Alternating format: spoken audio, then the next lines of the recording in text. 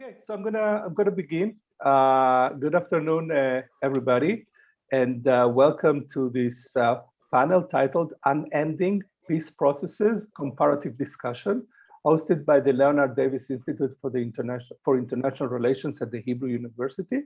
My name is Dan Miodovnik. I'm a professor of political science and international relations at the Hebrew University, and I'm going to be the moderator of this event.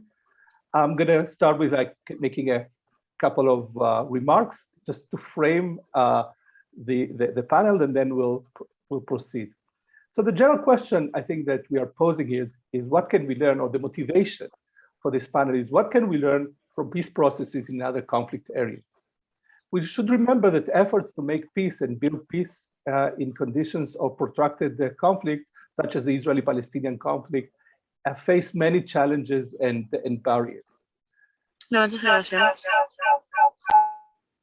This is just one of the reasons that in many cases, peace processes last for a long time without breaking through and reaching an agreement. In light of such stalemates and delays, it comes with little surprise that we often see the reemergence of cycles of violence and missed periods in which progress is being made through rounds of negotiation. Today's panel aims to shed some light on such prolonged peace processes from a comparative perspective. As I said, today's panel aims to shed some light on such prolonged peace processes from a comparative perspective. We asked 3 international peace process experts in 3 different conflict arenas, Northern Ireland, Cyprus, and Serbia-Kosovo, to share their insight on the topic. We are hosting 3 professors. Ayman O'Kane from University of Wolverhampton. Sorry, did I pronounce it okay? Okay. That will speak about Northern Ireland.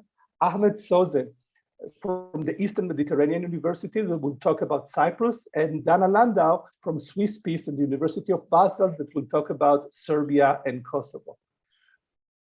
We will begin this session by a couple of opening remarks from Professor Galia Press-Barnatan, the Academic Director of the Leonard Davis Institute for International Relations, following by a brief introduction from Dr. Lior Lers, a research fellow and coordinator of the Peace Studies Research Initiative in the Institute, that was actually the driving force behind the organization of the panel today. So I want to invite Professor Galia Press-Barnatan, that is a specialist in international relations theory and regional cooperation, to say a few words. Her work examines the role of economics and popular culture in transitions to peace. She's also, as I mentioned, the director of the Leonard Davis Institute. Galia, the floor is yours. Okay, thank you, Danny. Sorry for my voice. I'll be very brief. I'm very happy that we can host this event, and thank you, Lior, and thank you for Danny and for facilitating this. I'll just say really briefly that I think that I'm an international relations scholar, and in IR we always talk about how we study war and peace. But in practice, these are never 2 real dichotomous terms, and they're never really real terms. And I think most of the life we live and the life we study is in these processes of moving between these 2 sort of ideal type concepts of war and peace. And I always feel like it's better to talk about unending peace processes than about talking about unending conflicts. But very often it seems that they're sort of intertwined or almost at some point similar and are a matter of how we frame them. Peace also is a very unclear concept in itself, and very contested and very political, which makes this distinction between conflict and peace, war and peace, much more blurry as well. And in a time where, at least in our local conflict, there seems to be, I would say cautiously, not much hope about the future. I think it's extremely important to hold events like this, to talk about things in comparative perspective, to see what we can learn and what we can't learn, where we need to be modest, as when things are process or path dependent. You really can't fully compare, but you can get a better perspective about things. And I think that's very important. It's not done enough. And that's why I'm very, very happy to have this event. And I'm looking forward to hearing all of you. And I doubt we'll get like the answer of how to end the unending peace process. But I'm sure we'll learn a lot of interesting things. So thank you very much. And I'm looking forward to hearing you all. Thank you, Galia. I want to ask Dr. Lior Lers from the Davis Institute, and as I mentioned, the coordinator of the Peace Studies Initiative in the Institute, to say a few words. I want to mention before he begins his forthcoming book, the very innovative and I would say very interesting book, Unofficial Peace Diplomacy, Private Peace Entrepreneurs in Conflict Resolution Processes, that it will be appearing in Manchester University Press in this year. Lior, thank you again for organizing, and floor is yours. Thank you very much. First of all, thank you all for joining us. Thank you, the Davis Institute and Director, Professor Galia Perez-Bar-Natan, and thank you, Professor Dani Maidovnik, for facilitating this event. And I especially would like to thank our three speakers that I'm really, really glad that they agreed to participate in this panel, and I really appreciate it. And I would just like to say maybe a word that when I started working on this topic of peace negotiation, I read many studies on specific events in these processes, specific peace summit or peace initiative, why some of them failed, why some of them succeeded, what went wrong. But over time, I realized that maybe it should be better for us also to look on the wider picture, on the wider framework of these processes as a process, and to look and to analyze some of these patterns and the institute that will develop in this process, when it can include, as Dani mentioned, some period with cycles of violence and escalation, but also period with negotiation and even agreement. But it's all part of this process, unending peace processes, especially in intractable conflict like the cases we will talk about today. So that's why we decided to gather some of the best experts in the world for these topics, the topic of peace negotiation, peace processes, and to have a comparative discussion on three cases of Northern Ireland, Cyprus, and Serbia-Kosovo. And we asked the speakers to address two main questions. And the first one is actually about the main trends, the main development in these peace processes in the diplomatic sphere over time, versus the changes that took place on the ground, on the conflict arena, and the relationship between these two developments and trends in the two different levels. And the second question, we asked the speakers to share some of their insight and some of their conclusions about the strategies and about the condition that maybe can allow how to break the stalemate or how to promote any kind of a breakthrough in these processes based on the experience of the different cases. And I can add that I was involved, and also together with Professor Dani Maidovnik and others, in a research recently about the international discussion on the Israeli-Palestinian conflict. And we found that as a result of the stalemate in the peace process in this conflict, the discussion moved from talking about the peace process to different direction and different ideas. When some are saying maybe we need to change the end game of the conflict or the peace process. Maybe we need to think outside of the negotiation box, thinking about sanction or unilateral steps. And we have also voices saying maybe we need to think about shrinking the conflict or economic peace, that is something less than conflict resolution. And I know that this debate is also going on in the other conflict that we are going to talk today. That's why we ask also to hear your perspective on this issue. And maybe just last word, I would like to say that we in the Israeli-Palestinian conflict really like to talk about ourselves, but actually today we are not going to be the focus. We will try maybe to listen, to learn from other conflicts. But we will be, of course, maybe the elephant in the room, and maybe it will be raised in the discussion. And again, thank you all of you for joining us today for this interesting discussion. Thank you. Thank you, Lior. So let's begin, okay? I'm gonna introduce the first speaker of this panel, Professor Ian O'Kane, who is a reader in conflict studies at the University of Wolverhampton. I think I did it okay. He has published widely on Northern Ireland conflict and on conflict resolution theory. He's the author of a recently published The Northern Ireland Peace Process from Armed Conflict to Brexit. It came out also in Manchester University Press in 2021. and 2 other books, including Northern Ireland since 1969 with Paul Dixon. He is the convener of the Political Studies Association's Irish Politics Specialist Group.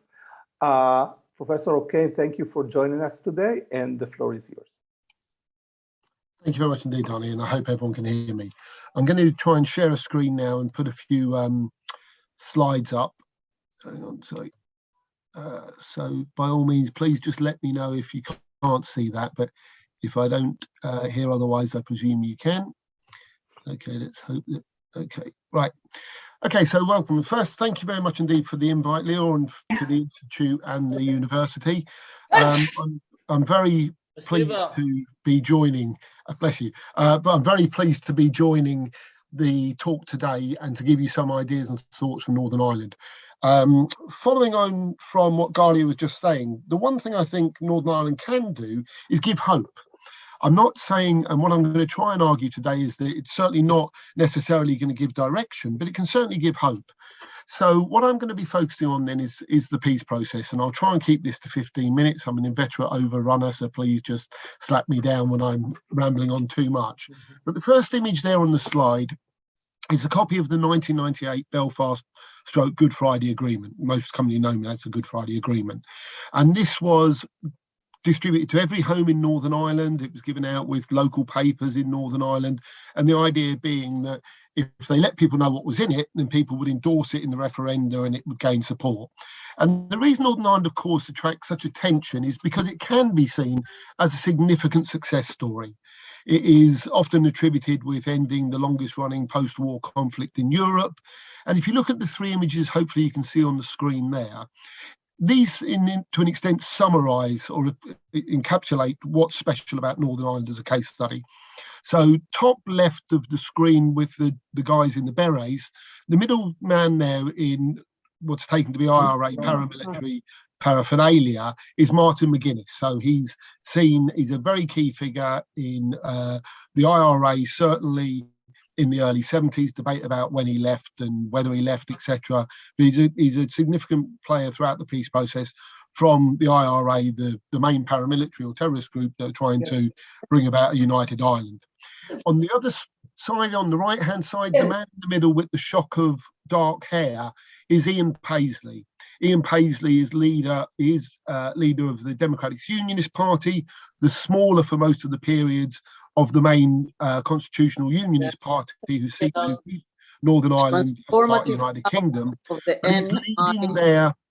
He's leading there a group of men, some of whom are masked in sort of paramilitary uniform, and there's questions about the relationship he had with them, though he himself was not a member of a paramilitary organisation. But the reason those pictures are interesting is because of the one below.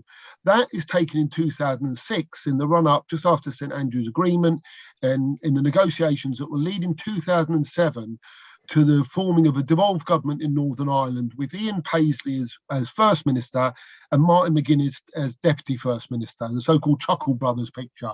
And it's often taken to show the incredible journey that these individuals, individually, but also collectively in relation to the wider parties in Northern Ireland, went on to end the conflict that had been going on for 25 years or so. So this is why it can give hope. Now, what I'm not going to do is go into great details.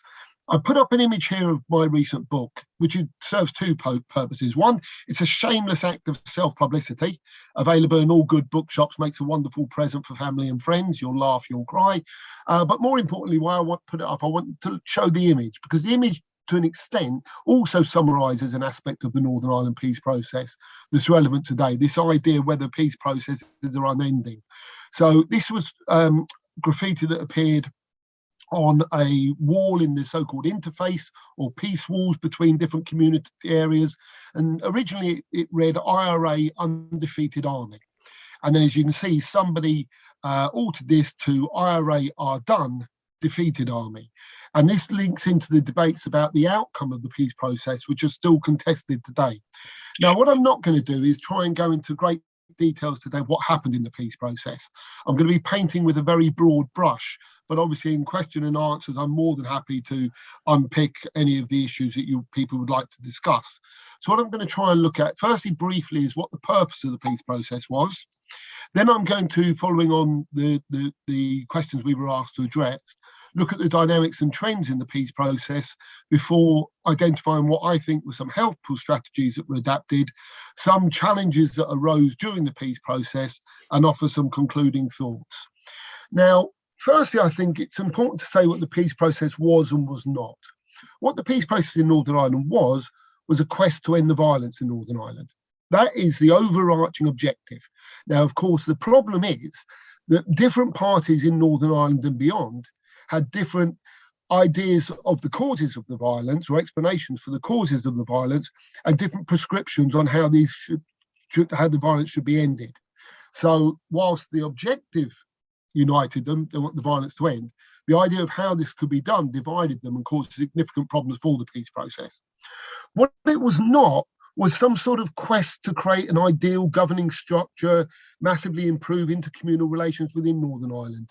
It was not the implementation of a worked out plan. The peace process in Northern Ireland is incredibly messy, if you will, and ad hoc. And as a result, I would argue it's summarised, or it represents the idea of pragmatism over perfection. It is very, very pragmatic with the changes that are going on as we go through. Now, if we're asked to identify dynamics and trends in the peace process, I think it's very, very important, particularly with Northern Ireland, and I'll be interested to hear what my colleagues think of the other two conflicts we're going to look at, to not treat the peace process as a continuous, unchanging whole, because it isn't. The context changed significantly in different periods of the peace process.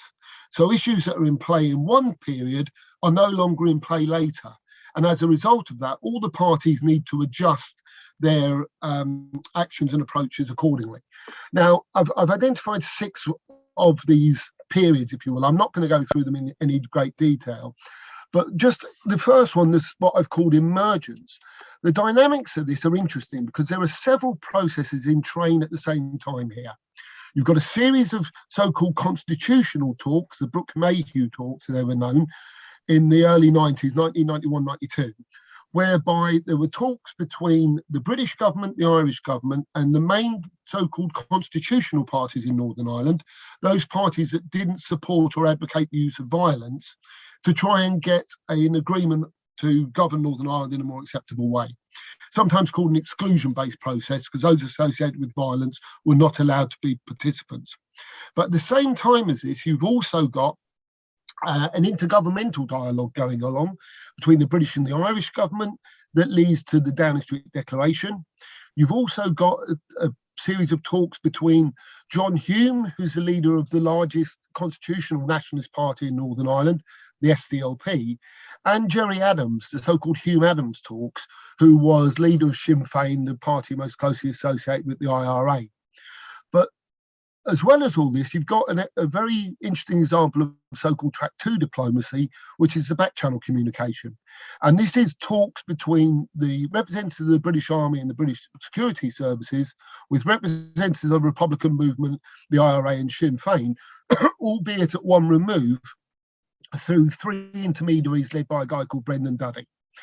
And as well as all of these processes in train at this time, there is a backdrop of continuing violence on and off, which causes real problems.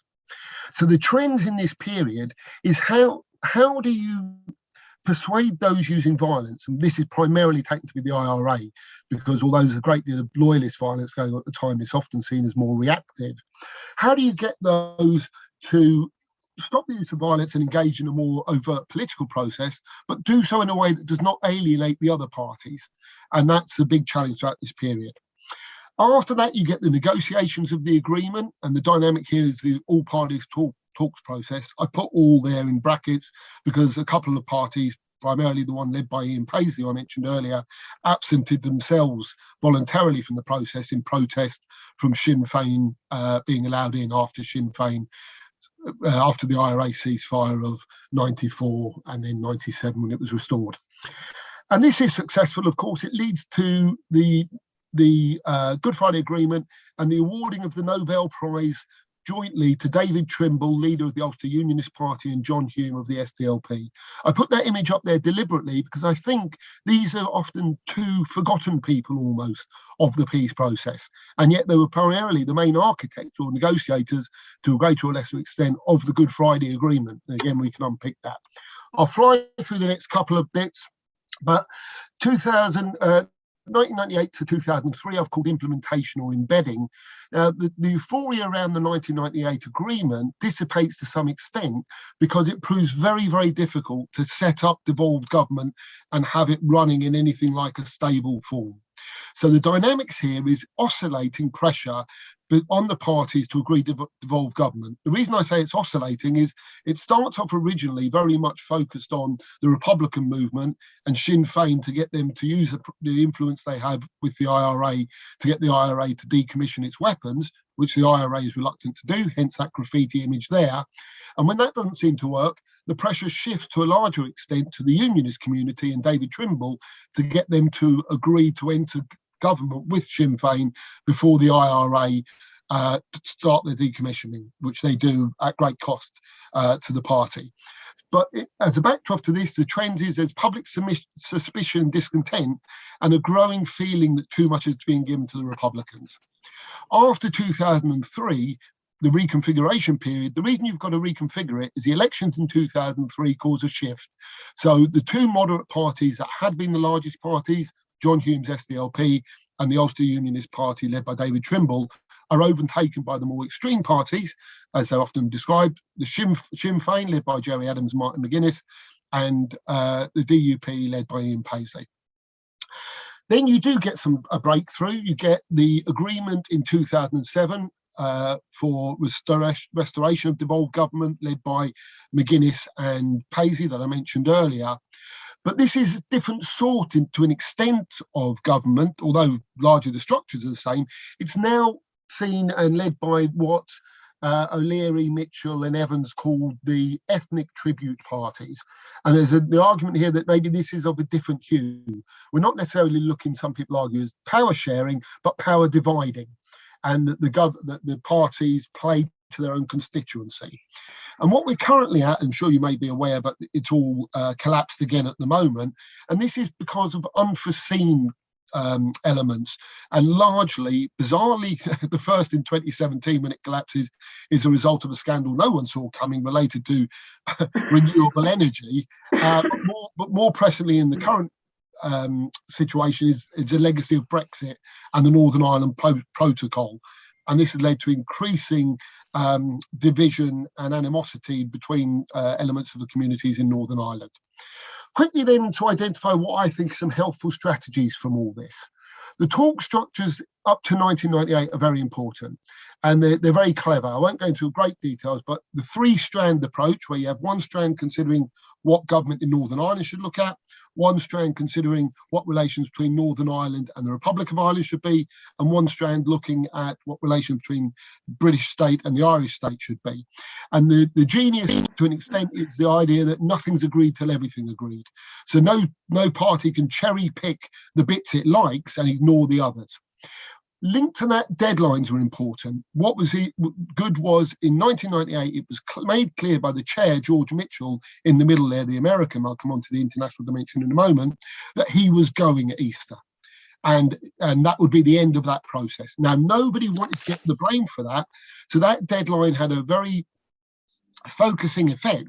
And indeed, we now know that some of the parties signed up because they didn't believe the other ones would, and nobody wanted to be on the wrong side of getting the blame. Difficult issues were parked during the process, primarily, obviously, decommissioning and police reform, because you couldn't get an agreement on those, so they took them out of the process, allowed to get the agreement, and that was seen as successful. Intergovernmental cooperation between the British and the Irish government, I would argue, is very important. What they did was very often they introduced documents and proposals at one stage, as the British official said, as a bone for the parties to gnaw on. But the idea, very often these were unpopular, but they broke log jams and got things talking about. International support is very important, but I would argue not as important as some commentators claim. I think the international support of America, the EU, and more widely is useful, but I think domestic considerations and explanations are more persuasive about why the peace process goes as it does and results in what it does.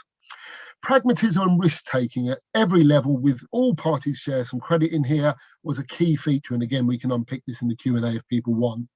And emerging trust, sort of. I don't want to do this, overdo this. So, for example, the unionists never spoke to Sinn Féin throughout the process of the negotiations, directly this is, or indeed for a couple of years afterwards. So what some challenges that arose in the process? Spoiler. Yeah, like 2-3 minutes. No problems. I'll wrap it up very soon. So, violent and non-violent spoilers are a problem. Image there is the Omagh bomb, largest single bomb causing loss of life in Northern Ireland during the Troubles period. Happens after the Good Friday Agreement is agreed in the run-up to the referendum. Deadlines were set subsequently, but they were also ignored and missed, and they lost their worth. Parked issues had to be dealt with. So even once you got past the Good Friday Agreement, that was great, but you did have to deal with decommissioning and prisoners and policing. Ethnic outbidding became an increasing factor within the communities, and the unforeseen events and institutional instability I've mentioned. Concluding thoughts. At one level, I think what's interesting about Northern Ireland is it's a unique case. So although there is a strong element of interstate rivalry over the region, so both Britain and the Republic of Ireland claim sovereignty or aspirations to sovereignty over it, this is really doesn't result to the extent that it becomes incompatible. There's a lovely tale, late 1970s, Jimmy Carter goes to the then Irish president, Jack Lynch, and says to him, do you want unity? Remember, the Irish Constitution says Northern Ireland belongs to them. Lynch replies, Jesus, no, because the cost of it would have been so great at the time. Benign international opinion, I think, is important. And the fact that Northern Ireland actually has little geostrategic consideration or importance, unlike some of the other areas we may touch on this morning. So those elements, I think, are not replicable. Finally, then, often people talk about whether we can get lessons from Northern Ireland. I think if we can note the necessity of pragmatism and risk-taking in the peace process. I think that's a very important factor, and shows us that bottom lines are often not bottom lines. If you looked at what the parties stated they wanted at the outset, you could never have got the Good Friday Agreement. Talking to terrorists is important, but it needs to be constrained, and we can pick on that, and context. Two last points I'll finish off. The advantages and disadvantages of sticks and carrots are important. Sticks and carrots both play a role, but for example, they need to be used effectively. Jeffrey Donaldson famously said, an Ulster Unionist politician, now leader of the DUP, he one time said that Sinn Féin have eaten all the carrots and no one's prepared to use a stick. This idea that unionism were unhappy. And also the unpredictability of peace processes. There's a lovely line from Paul Bew that I'll finish on. Paul Bew, the Irish historian, once said that James Joyce acknowledged that he had to leave Ireland because Ireland was the sow that ate its farrow. And he said that the peace process was the sow that ate its parents because it destroyed the Ulster Unionist Party and the SDLP, the ones that created it. And they are, if they're not unending peace processes, I certainly agree, they are continually changing. Okay, apologies for slightly overrunning. I'll leave it at that for now. Thank you very much, Professor O'Kane, for your comments. If you can unshare, great. Thank you. Now I want to introduce our second speaker, Professor Ahmed Sozen, who is a professor of political science and international relations at the Eastern Mediterranean University. Sozen is the founding director of Cyprus Policy Center, a think tank within the Eastern Mediterranean University. He is also the founding director of EMIR, Eastern Mediterranean Institute of Research, a research and consultancy institution within the Technopark of the EMU. Sozen has published extensively on the Cyprus conflict and peace processes, and Turkish foreign policy. Thank you for joining us this afternoon, and the floor is yours. Thank you so much. First of all, I would like to thank the Hebrew University of Jerusalem. This is my second time I was invited to a similar one, which was face-to-face back in 2017. So it's always a pleasure. Thanks this time to Leo to put this together. I always believe that when we are talking about conflict situations, we should have a comparative perspective because we can learn a lot from other conflicts. I'm going to share my screen. Can you see it? Yes. Okay. Right. Now, I'm not going to get into the details of the history, but you know, just to lay down that for a very long time, although the conflict started in the late 50s, escalated in early 60s, and then in 74, we've seen two guarantors, one Greece, trying to occupy the island, and then Turkey, another guarantor, had a military operation, which the Greek Cypriots called an invasion, that led to the division of the island into two parts. In any case, after that, starting in the late 70s, at least on paper, the two communities agreed to a negotiation or a peace negotiation process, which was based on certain parameters that both sides, at least on paper, agreed upon. And that was that the solution of the Cyprus problem will be based on creation of a federal Cyprus Republic.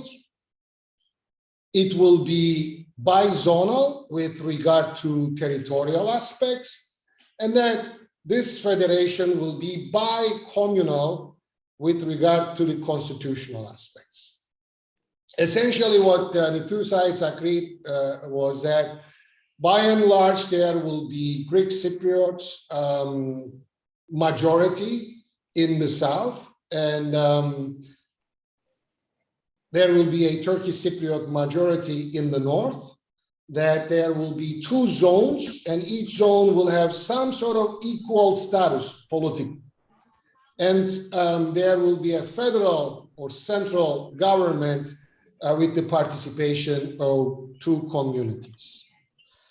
Now, long story short, I'm not, as I said, going to get into too much detail. We can talk about historical things during question and answer.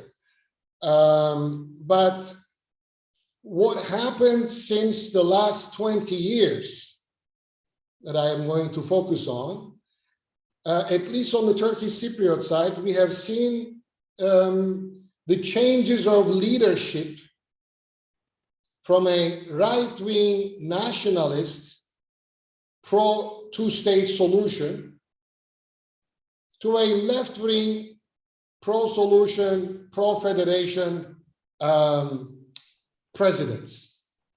For example, 2000 was Mr. Denktaş, the long-known Turkish Cypriot leader who was not really very interested in a federal solution, mostly a champion of two-state solution. And then 2005, Mr. Talat, 2010, Mr. Eroğlu, 2015, Mr. Akıncı, and 2020, Mr. Tatar, a sort of a pendulum swinging from a right wing to a left wing, from a pro-solution to a two-state solution supporters.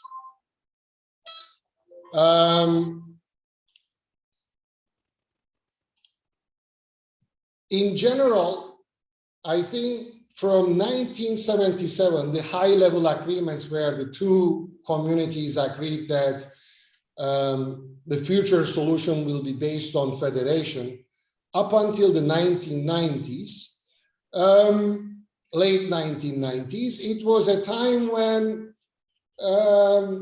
through the UN facilitated negotiations, the two sides sort of came up with some framework agreements, not the finished peace plans, just framework agreements, which were just a few pages. They built up on the 77, 79 high-level agreements. It was also very clear to the international community that the main problem in Cyprus was not really this lack of agreement on substantive issues, but the real problem in Cyprus was a big gap of trust between the two communities.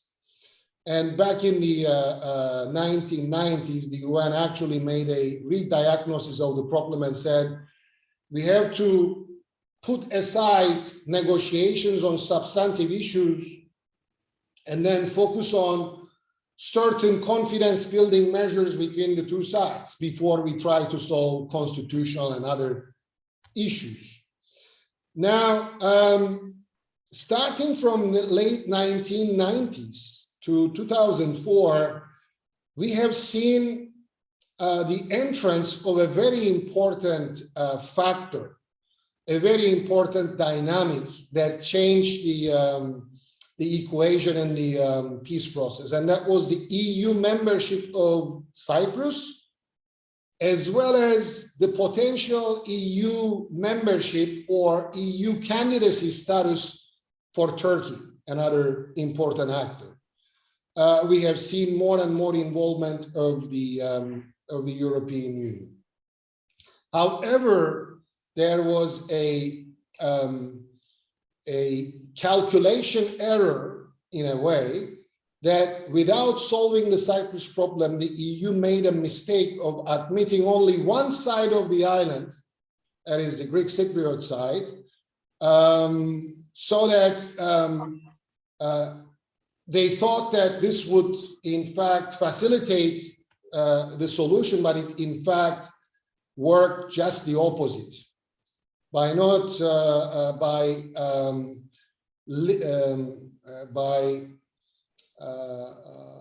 leaving the northern part of Cyprus outside the EU acquis, where the EU laws suspended in the north until a solution. In fact, the EU, in a way, made the division in the island much more concrete. And afterwards, in the last 10 or something years, we started seeing some other dynamics that has very important impact on Cyprus negotiations. And what I meant by this is the global trends, some of the global and regional power balances, in a way influenced Cyprus problem in a negative way. One, for example, was the relative decline of United States, the rise of populist politicians all around the world. We changed the global power dynamics as well as regional dynamics. And when the EU anchor of Turkey also was lost, then Turkey drifted away in a way, and we came where we are today. I know that I am just giving you a very superficial dynamics here, but I'll try to show you in more detail. First of all, let me show you very quickly that this is indeed a very long, unending peace process. We started with black and white pictures, leaders, we came to color, two different leaders and different United Nations Secretary Generals, special envoys, you know, everybody was involved without much success. What I showed you here is that by and large, what is known or what is accepted as Cyprus peace process was predominantly track one negotiations. What I meant by track one is this was a negotiation between the leaders of the two communities under the UN auspices. This has been the case since the late 60s. Now, what about the people on the ground? Myself and some Greek Cypriot colleagues, we conducted island-wide questionnaires, public opinion polls, where we asked people, do you have any hope that Cyprus problem will be resolved with a federal solution? As you see here, majority of both Greek Cypriots and Turkish Cypriots are saying that I don't have any hope. And I don't think that this is surprising, because the intercommunal negotiations between Greek Cypriots and Turkish Cypriots started the year I was born, back in 1968. And after 50-something years, when you ask people, are you hopeful? Of course, majority will tell you that I'm not hopeful. But we changed the question and we ask, but do you desire that Cyprus problem should be resolved? Then majority will tell you that, yes, we do want. So long story short, hopes are low, but desire is high. We also tested alternative solution models in Cyprus, starting from a unitary state, a bizonal bicommunal federation, which the two sides agreed upon on paper, continuation of the division, the status quo, or two-state solution. Again, long story short here, the number one preference of Turkish Cypriots is a two-state, and the number one preference of Greek Cypriots is a unitary state, and a bizonal bicommunal federation is the second preference of both sides. So, but if you want majority of the Greek Cypriots and Turkish Cypriots after a referendum to support a specific solution, there is only one possibility, and that is a bizonal bicommunal federation, whether we like it or not, because the other alternatives will be rejected by one side or by both sides. Hence, this shows us why the international community also insisted on negotiations in Cyprus based on creation of a bizonal bicommunal federation. But this graph is also very important. We asked people, what are the most important negotiation issues for you? And as you see, if you look at the right side, more than 70% of Greek Cypriots and Turkish Cypriots are saying that the number one most important issue for me is the issue of security and guarantees. All right? And if you look at the very left of this graph, for example, the issue of which competences will be at the federal level and which competences at the constituent state level, average people don't really care. But if you ask this question to the political elite on both sides, I don't think that you are going to have a similar result here. In that sense, the political elite do care, and they do actually place a lot of importance regarding if in the future, which competencies of the federal states will be on the central level and which on the two wings, the federated states. In any case, back to the track one. The track one has been going on in the UN buffer zone, which is also known as the no man's land in Cyprus. I'll just give you a couple of photographs. All right. This is the UN buffer zone. And this is where the track one negotiations used to take place. This is the kind of format. On the left side, you have the Greek Cypriot delegation. On the right side, the Turkish Cypriot delegation. And in the middle, the UN diplomats. I've been in this room and in this table several times. I was also involved briefly back in 2008 in the negotiations as a member of the Turkish Cypriot delegation. So what I can tell you is that basically the intercommunal negotiations have been taking place by maybe 1 or 2 dozen, mostly men, and not very young, I would say.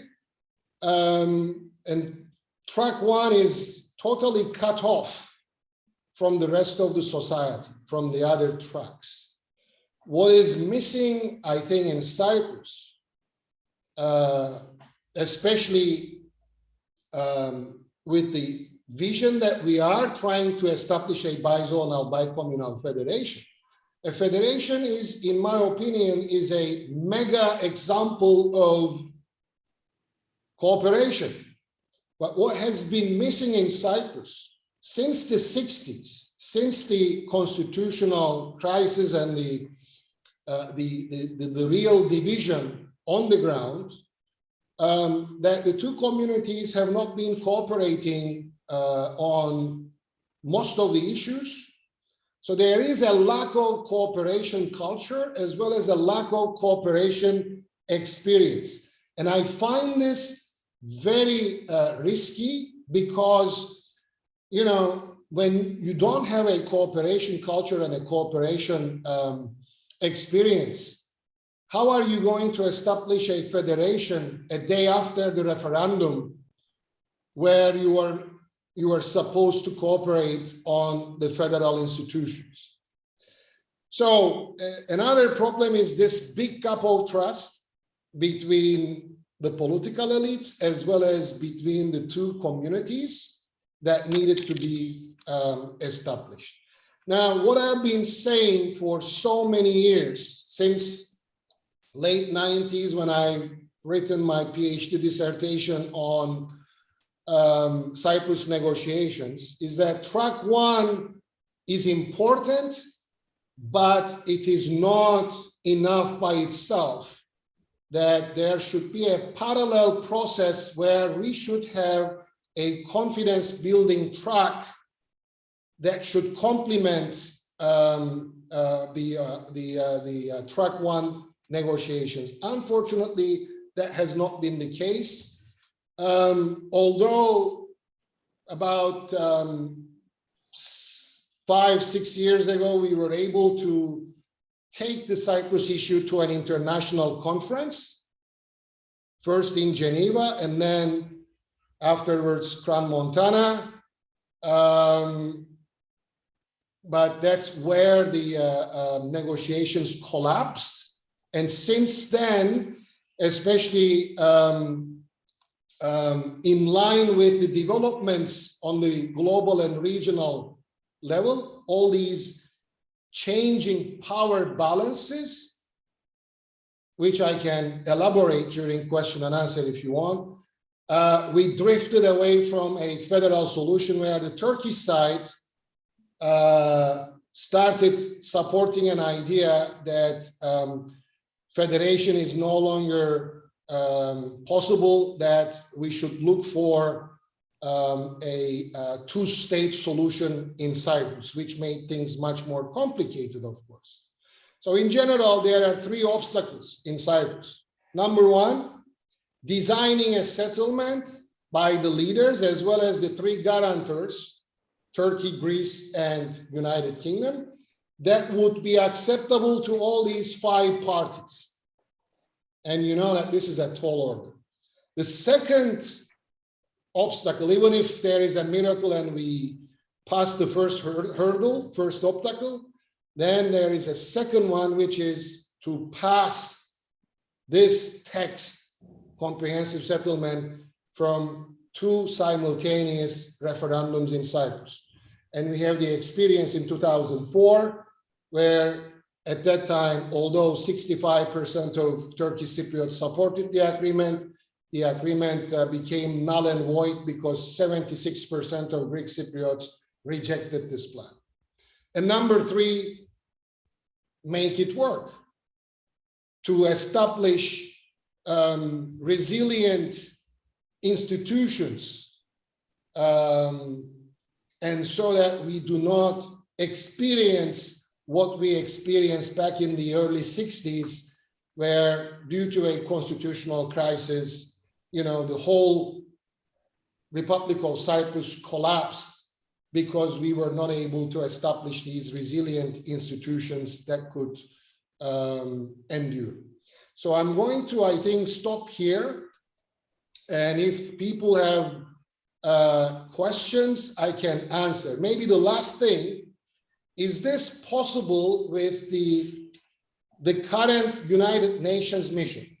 Let me clarify this.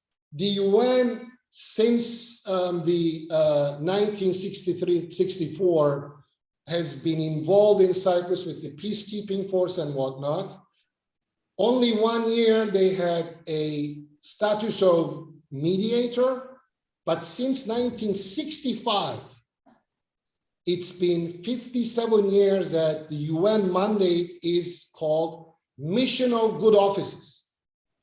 A mission of good offices is something, a third-party involvement, which is less than mediation.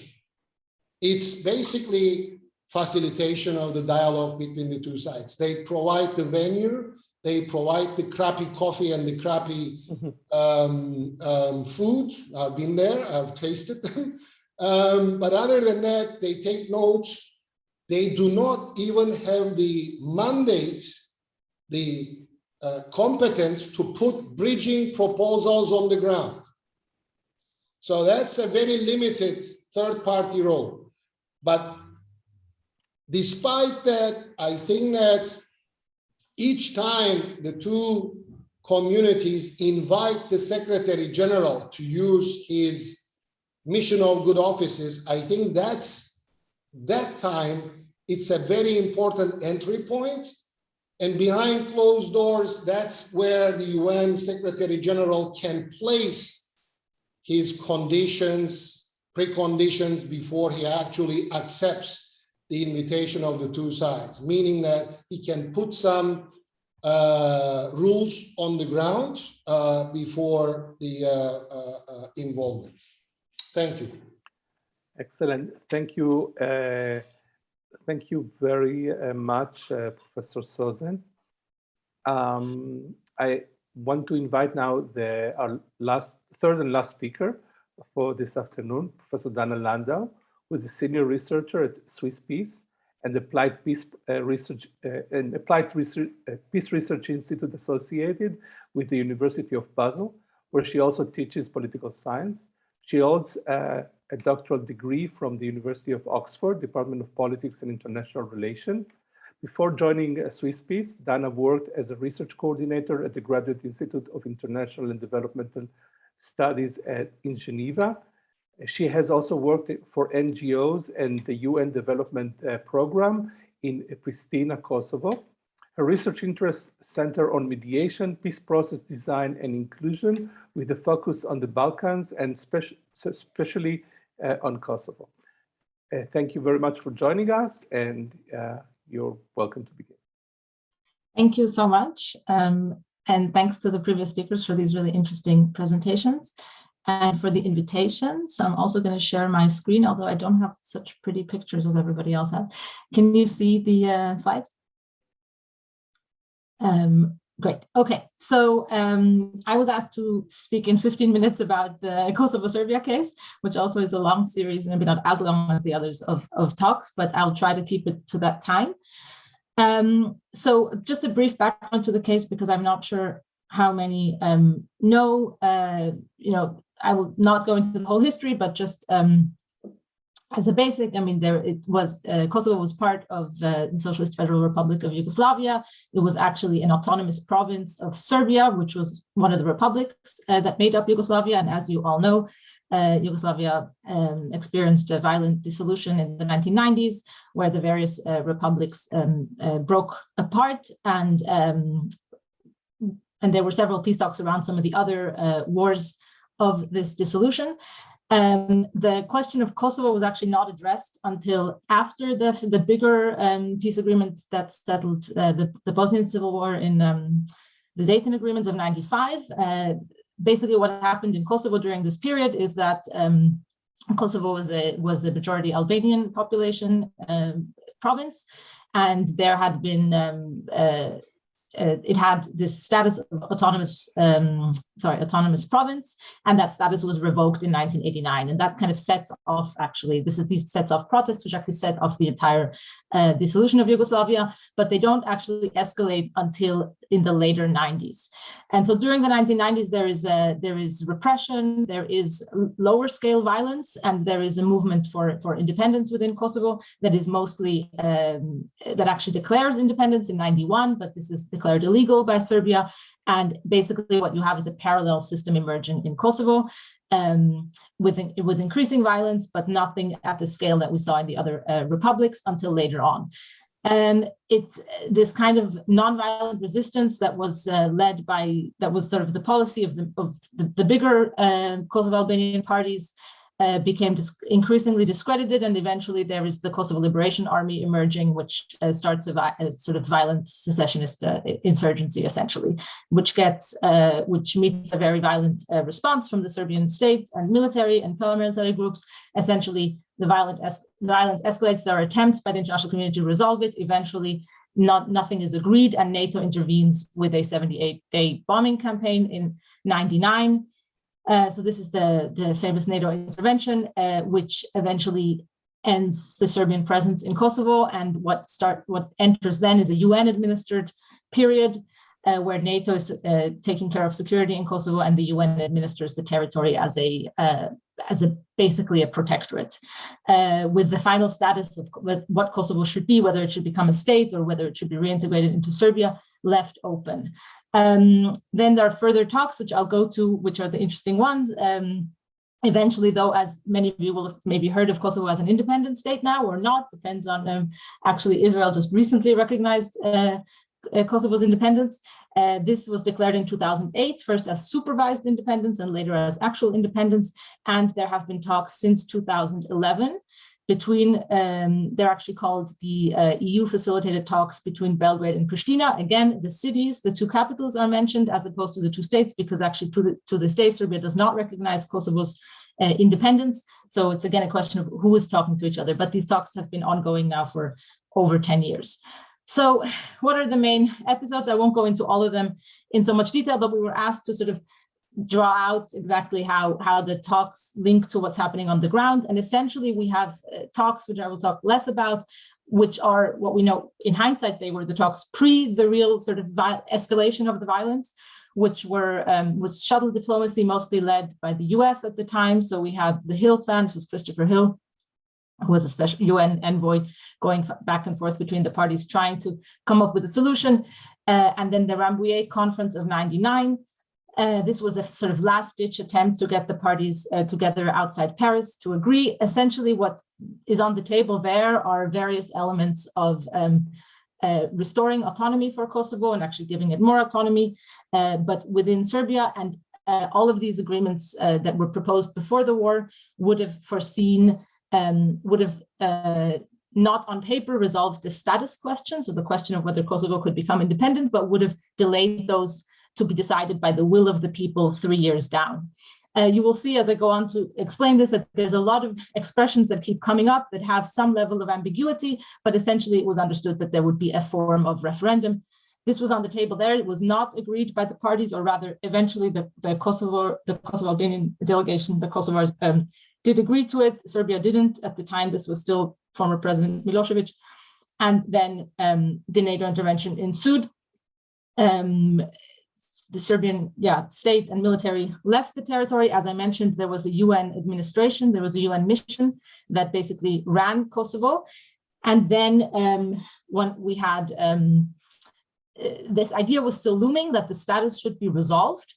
And as the UN starts rebuilding essentially after the war, filling the vacuum that the absent Serbian state now has left, building institutions and so on, the idea emerges that this idea that I have here on the slide of standards before status. So this is the idea that Kosovo should achieve certain level of standards in the area of rule of law and government, but also importantly around remaining issues from the conflict, such as the return of displaced minorities, particularly Serbs who were displaced after the NATO intervention. Things like cooperation on missing persons and these types of things, that sort of Kosovo should prove itself worthy of statehood, and then standards would be discussed. That was the vision that was put forward by the international community. Eventually, the thing, sort of, if we talk about what leads to breakthroughs in talks or what leads to talks at all, is that very often I think it's violence. Right, so the Kosovo is essentially peaceful. It depends on how you define peace, but in the sense of no active armed conflict after '99. And then in March 2004, riots erupt that target primarily the UN presence on the ground, but also importantly minorities all over Kosovo. So dozens of churches are burned, more Kosovo Serbs are displaced. And essentially, this is read by the international community as a sign that the standards before status policy is not working, and the majority Albanian population is impatient and wants this status to start becoming resolved, because there was starting to be an image of, well, how long will we be in this limbo of not knowing whether we will be independent or not?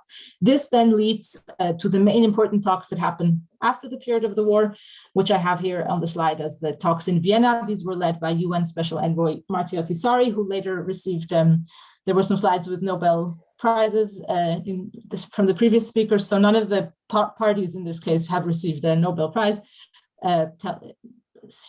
I would say appropriately, but Martti Ahtisaari did collectively for his efforts in various countries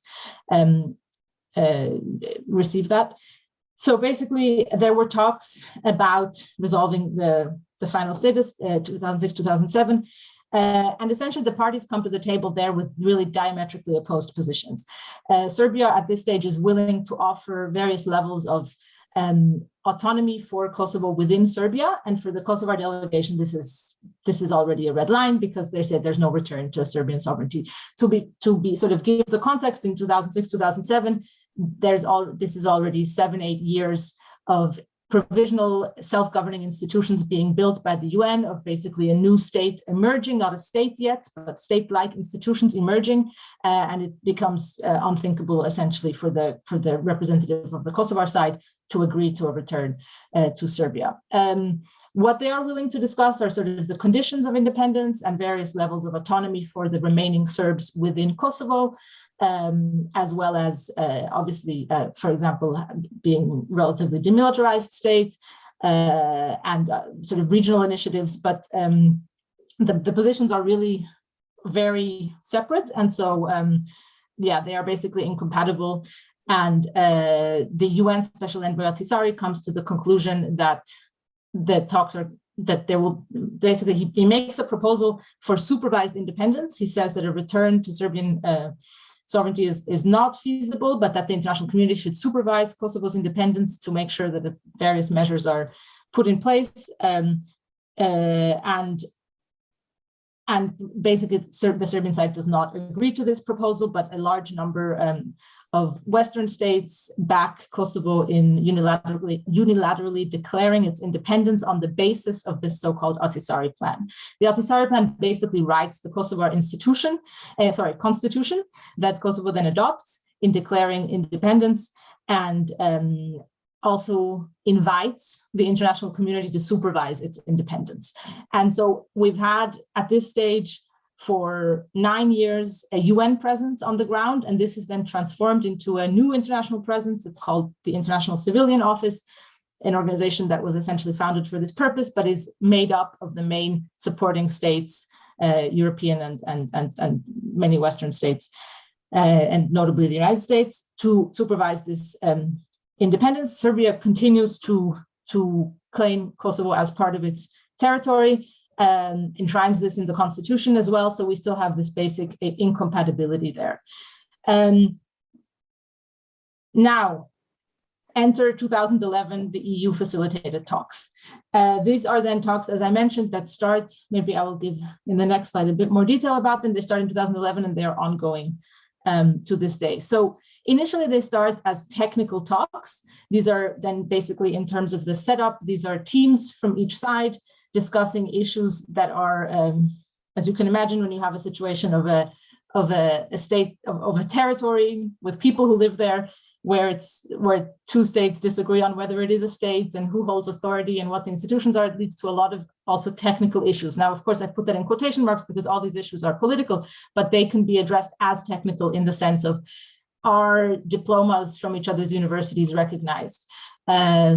What license plates should the cars have when they cross the borders? What about customs? What about etc.? And they later move into a more explicitly political stage.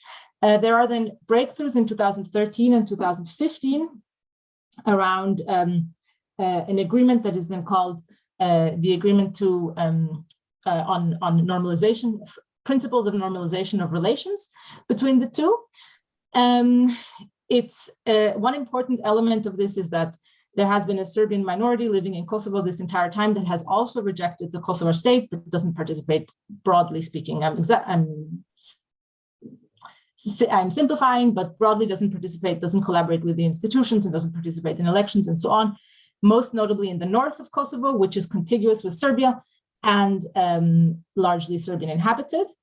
This kind of parallel structures that they uphold there using Serbian state institutions are agreed to be dismantled. There is a so-called judicial integration of the north, where the courts start applying Kosovar law. And there is a level of autonomy granted to the Serbian municipalities in Kosovo in this agreement, which is described as the Association/Community of Serbian Municipalities. I will come back to why this wording is important. And there's also agreements on so-called IBM, Integrated Boundary/Border Management. Now you can see where I'm going to. These are all very ambiguous terms. Is it an association of these municipalities? Is it a community of municipalities? These are vague descriptions or ambiguous terms that are used in order to not actually resolve, is this a federal solution? Is this giving Serbians in Kosovo a kind of second layer of government in a federal sense? Or is this just an NGO made up of different municipalities that can coordinate with each other and so on? And so these things are left very vague in these agreements. But these are breakthroughs, because also it should be noted that in 2011,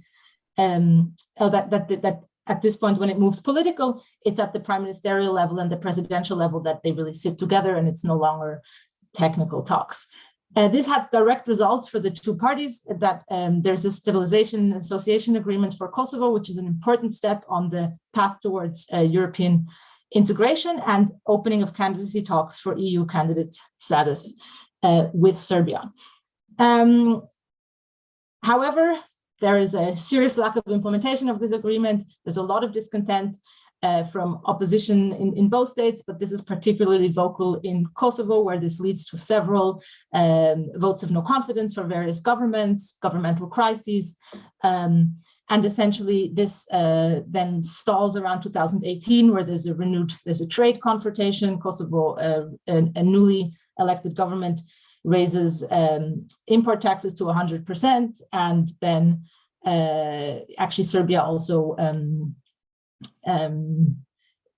more actively tries to undermine Kosovar membership in international organizations. So there's really a standoff again between them.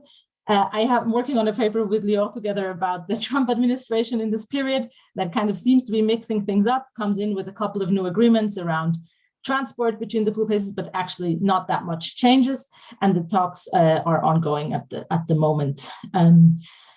Now, trends to consider. There's many, but I try to think of a couple. The unity of the parties over time. What's quite striking is that if we go way back to the beginning of the accounts of the Rambouillet Accords, it's actually Tim Judah has a brilliant book about this, where it's quite remarkable to hear how hard it even was for the contact group that led these talks to decide who to invite from the Kosovar side, because this was an insurgency, and lines of command were not entirely clear. The political legitimacy, or sort of whose constituents, who was speaking on behalf, were not clear at all. And in fact, the diplomatic process itself, of course, consolidates the legitimacy of particular actors. So many people said that Hashim Thaçi, who later became prime minister and then president of Kosovo, owed his career to Madeleine Albright, sort of identifying him as one of the KLA representatives in that period. But also the unity on the part of the mediators. So in the EU context, we have a newly founded EEAS. This is the European External Action Service, the EU's diplomatic corps, which is an important kind of foreign policy project for the EU. It has an interest in proving itself in this case, that it's able to make peace. If it can't make it there, where will it be able to make it, is kind of the thinking. Has a lot of leverage in Kosovo and Serbia.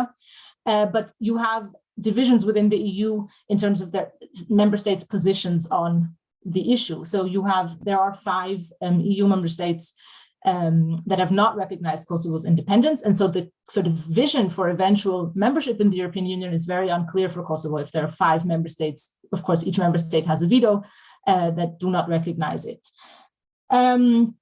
Again, I've mentioned this kind of hour of Europe idea. Now in the 1990s, there was some hope that this would be a crisis that Europe would resolve, and actually it ended up being both the diplomatic and the military interventions were heavily US led and pushed. And so I think there was this interest on the European side to prove themselves here after that experience in Dayton. The question of delaying versus resolving issues, the constructive ambiguity. So you call it IBM, not saying whether it's a boundary or a border. There's a technical aspect where if you say this so unclearly, it allows you to actually make agreements on facilitating the movement of people and goods through these IBMs.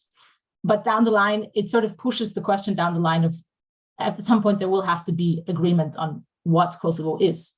And of course, there are geopolitical dimensions to this. One of the reasons that that Kosovo's sort of path to statehood is also blocked is that, of course, Russia supports Serbia in the Security Council. And I think very much renewed questions now about the EU perspective for some of these states, even irrespective of recognition questions. There is strong Russian influence in Serbia as well. We've seen it in the context of the Ukraine war. And I think it remains to be seen what the implications are of the current war in Ukraine for the region. Okay, very briefly. Dana, yeah, you have like 1 or 2 minutes just to. Okay, sorry. I've said some of this already. I will just say, yeah, constructive ambiguity allows for reaching of agreements, but it bears some risks. The international presence on the ground was very important in this context. So it had these large missions that was also able to implement some implementation of agreements, particularly after independence. That was very important. Linking progress with EU integration gives the EU significant leverage. This is very important. This is one of the few places where the EU has leverage, because both states or parties want to become EU members, but this is vulnerable to member state veto. So for example, France vetoed visa liberalization for Kosovo, and that's it. So the mediators can have a plan, but if one member state wants to call a veto, that can happen. Now, I didn't say much about this, but I think the confidential and exclusive nature of the talks actually also poses some risks. It led to a lot of these political crises around what was being talked about in Brussels and these kind of government crises in Kosovo.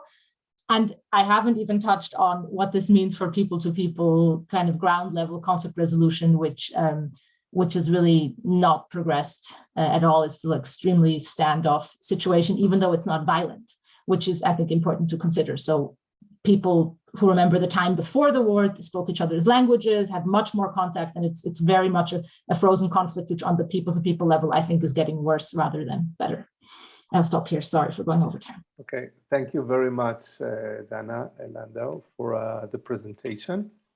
I think that we have 15 minutes. I have questions, Leora's questions, many others, but I think that we have other opportunities. Let's open up the floor and see if there are people interested in asking questions and or commenting on what was said, and if not, we'll present a couple of questions that we prepared.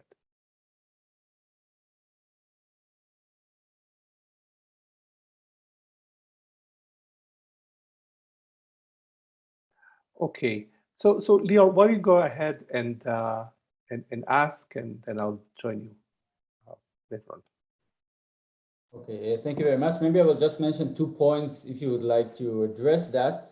One question, I think it's very relevant right now, actually, in Israeli-Palestinian conflict. There is a discussion if the focus should be, again, on the long-term agreement, what we call the final status negotiation, or maybe on what we can call confidence building measure, critical steps on the ground, try gradually, maybe paving the way forward.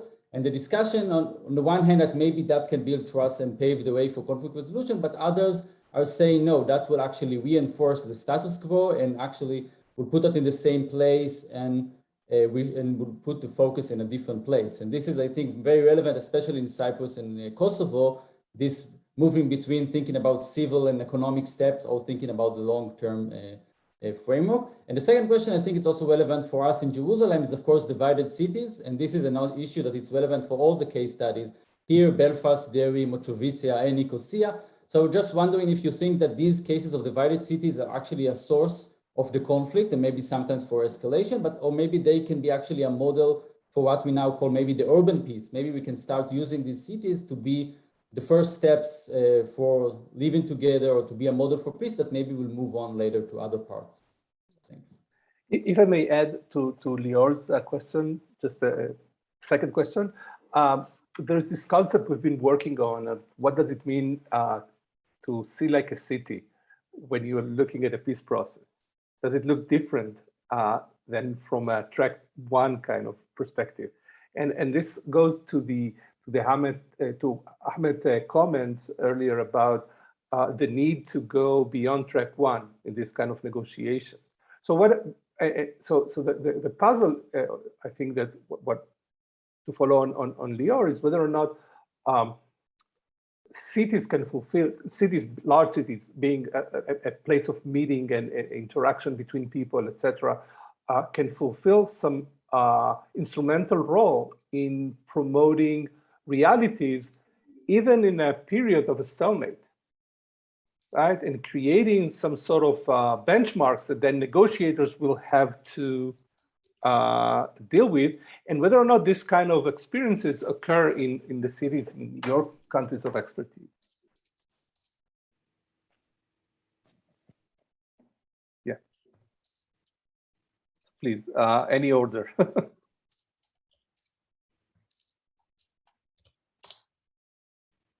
I can go first if you guys. Sure.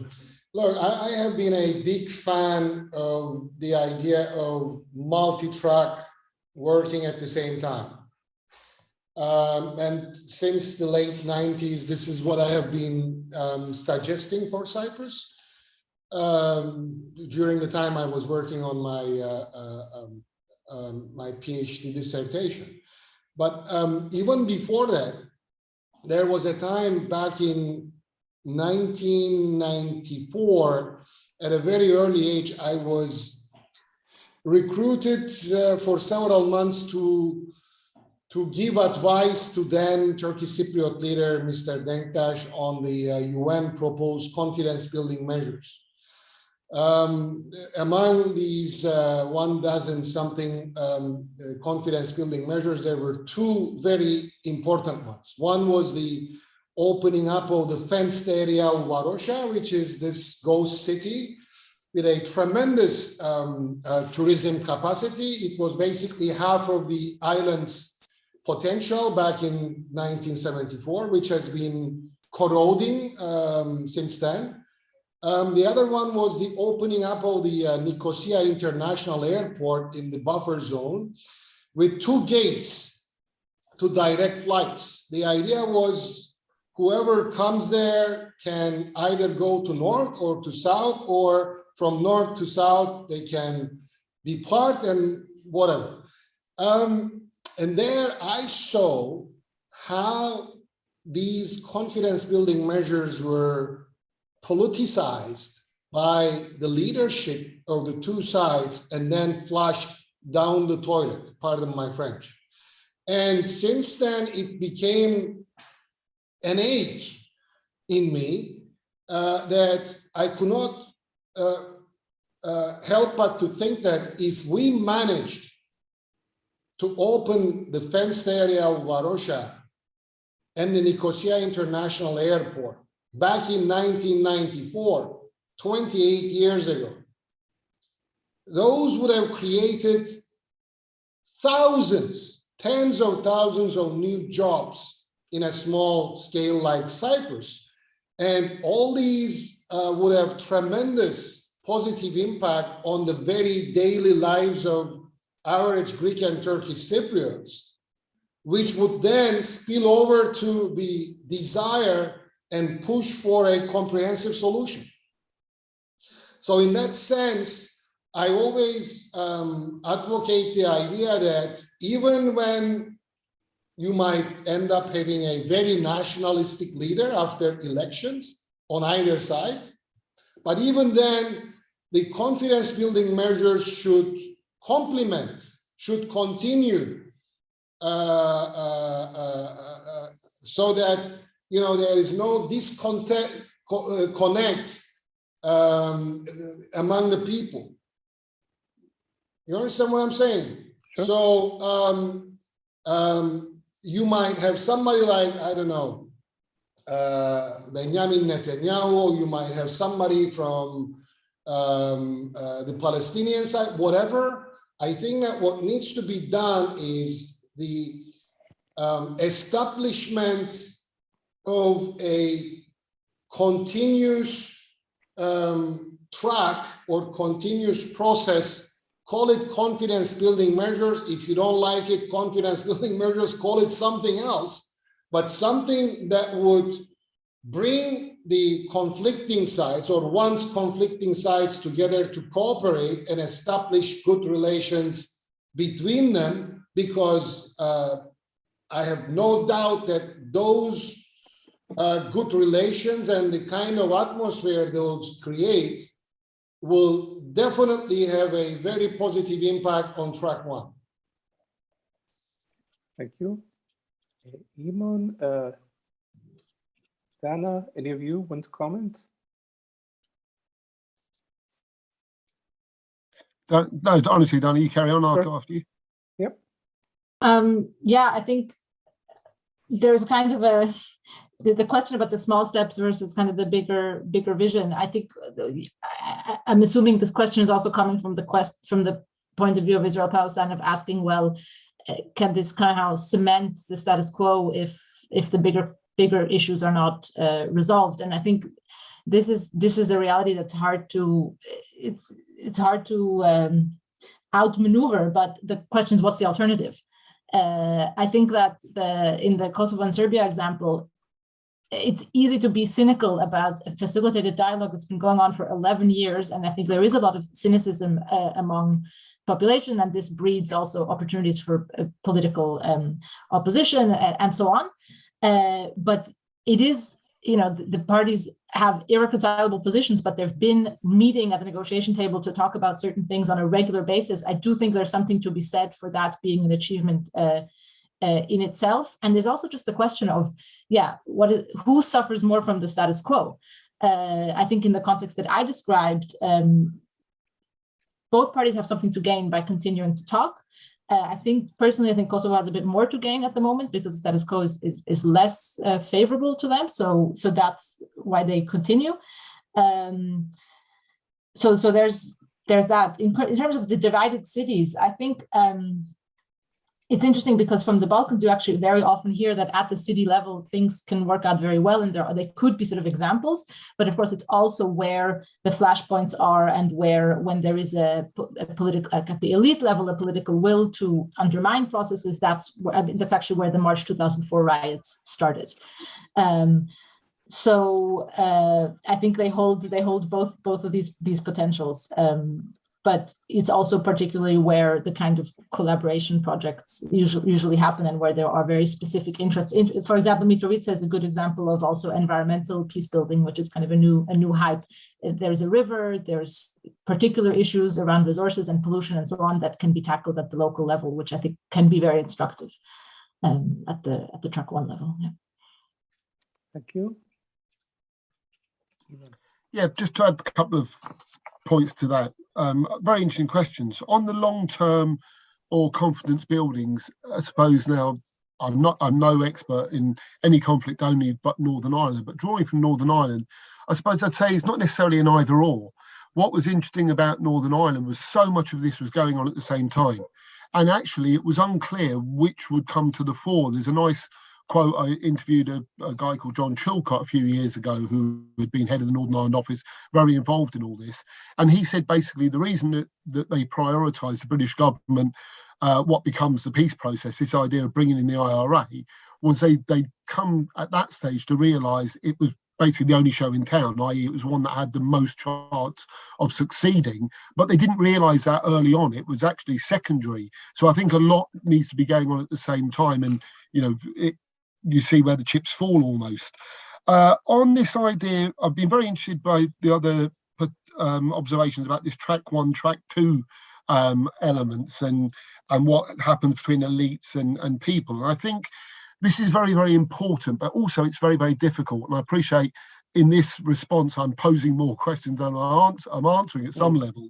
But the interesting thing here is, I think there's a danger, and I'm not suggesting that's happened today because Ahmed had some very good data on this, but there is sometimes a danger in peace processes that we presume that the populations are more accommodating than the elites. And I'm not sure that's necessarily the case in Northern Ireland. I interviewed a guy called Mike Nesbitt, who was leader of the EUP just after the 2017 Assembly elections. And he'd caused a lot of consternation or furore when he said in the run-up to that, he was going to transfer his vote, his second vote in Northern Ireland, to the SDLP. So he was going to transfer across the intercommunal divide, if you will. And it caused a lot of criticism. His party didn't do particularly well. And I interviewed him shortly after this, and I was quite careful how I was broaching the question. So I was basically saying, was that a mistake? But I didn't want to be seen to be criticising him. And he was very honest about it. He said, for 364 days of the year, people here are worried about the bins, the schools, health care, domestic considerations. But they get into the polling booth and it's them uns or us uns, as he puts it. I.e., you've got to vote for the largest party in your block, otherwise the other lot will get in. And that's really in play at the election coming up next month now. Big debates about that. And leads to the question about divided cities. And it's interesting, in Northern Ireland, the picture of the peace wall I put up earlier on, I don't know if people remember, but actually more peace walls have gone up in Belfast since the Good Friday Agreement than before it. Mm-hmm. So in some respects, the net result of the peace process has actually been divisive in terms of the physicality of Northern Ireland and Belfast, which can be seen as very depressing. But there is a counter-narrative to that. There is a growth of an alliance party in Northern Ireland, the non-sectarian sort of middles. So Northern Ireland, I think, is now moving through an interesting transition phase. We don't know which way it will go, because ultimately we need to observe that actually we get the politicians we vote for. If everybody out there was more liberal, more accommodating, then we've got to explain how these extreme and huge inverted commas parties get in and retain their positions in power. So I think in Northern Ireland's case, we're in a very interesting transition, and the next few years could take us on a different path, but it's far from set yet that it's going in that direction. Very interesting. Thank you for your comments. Anybody else? Any questions? Because we are actually at 3 o'clock, which is the time we were supposed to finish. But if there are other questions, we can extend this for a bit. Meanwhile, I can say something about Nicosia, which I forgot. Mm-hmm. Nicosia is the divided city in Cyprus. The only place where we have the absolute cooperation between the two sides was the union of the sewage system on both sides, which was done by the two mayors of Nicosia, the Greek Cypriot and the Turkish Cypriot mayor. One became later the Turkish Cypriot leader, Mr. Mustafa Akıncı. He was a young mayor at the age of 28 in the 70s. They managed to built the Nicosia master plan and in general managed to unite the two sides on the sewage system. And majority of the bi-communal activities, meaning Greek Cypriot, Turkish Cypriot joint activities, have been taking place mostly in Nicosia, in the what we call buffer zone. I showed to you part of it, but there is a nicer part in Nicosia near Litra Palace Hotel, where there is a place called Home for Cooperation, established after the checkpoints were open in 2003. There are maybe a dozen offices there, and there is a cafe and some meeting rooms where Greek Cypriot and Turkish Cypriot peace building or conflict resolution or any other interested parties can come together and have joint conferences and activities. So majority of bi-communal activities are actually taking place in the divided city in the buffer zone. But I also criticize that personally as being part of this, what I call usual suspects. I call this bi-communalist, probably 100 on both sides. I'm one of them. I call them usual suspects because when these 100 usual suspects come together, they don't mean much. They are already converted ones. So the idea is, you know, it's good that we have a place to meet, but when you put all the bi-communal meetings in the buffer zone, then its impact to the rest of the society becomes small.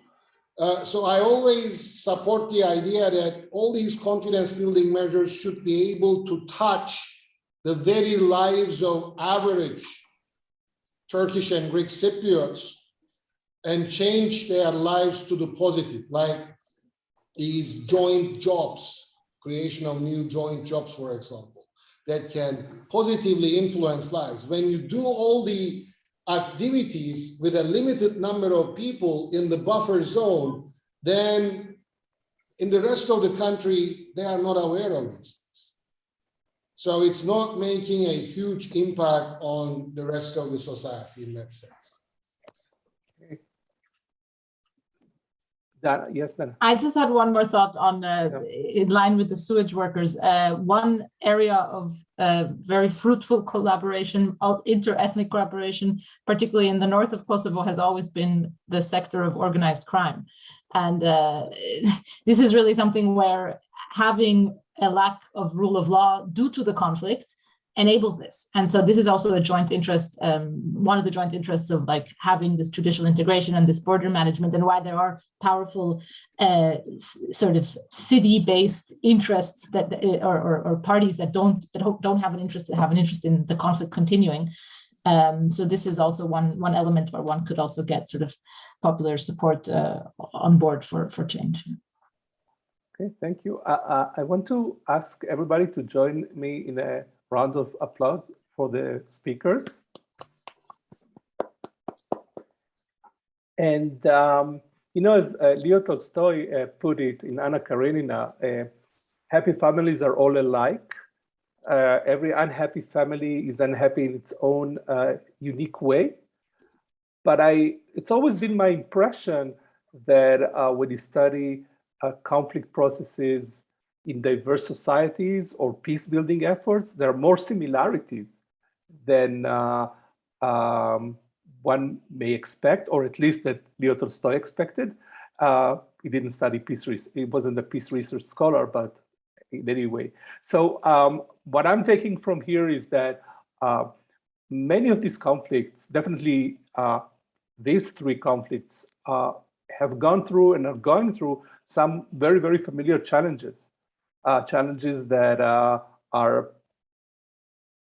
exist all around us here in Israel-Palestine. And I think that some of those experiences are extremely relevant to us. And I thank you for your comment today, which were very inspiring.